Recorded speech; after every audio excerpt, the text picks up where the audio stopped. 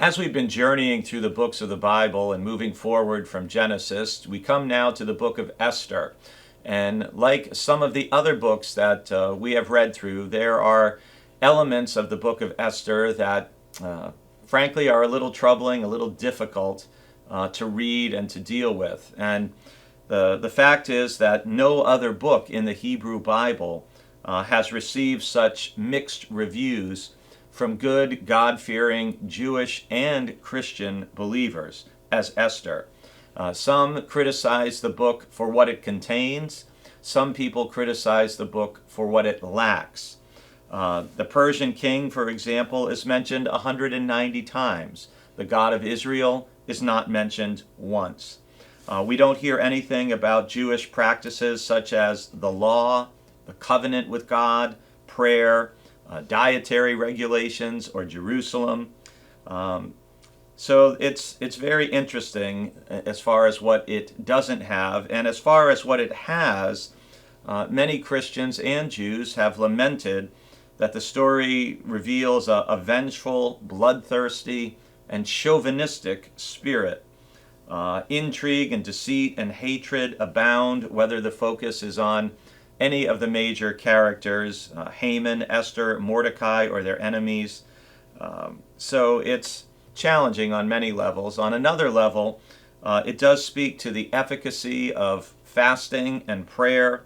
It speaks to the courage of standing up in the face of oppression and injustice and hostility.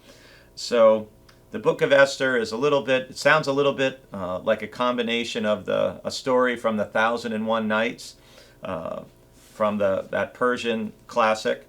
But it begins actually not with the story of Queen Esther, but I think of another woman who we need to note, and that's Queen Vashti, because without her taking a stand, there wouldn't have been a spot for Esther to emerge into. So in Esther chapter 1, it begins with the story of the king's feast, and everyone's feasting and it's going on for days, and he wants to kind of show off and everything else. And at one point he decides he wants his queen to come in wearing the royal crown just to show everybody how beautiful she is.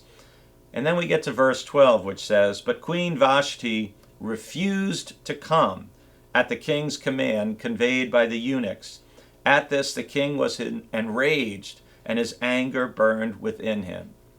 Now, in some ways, this is a very easy verse just to read past from our perspective here in the 21st century.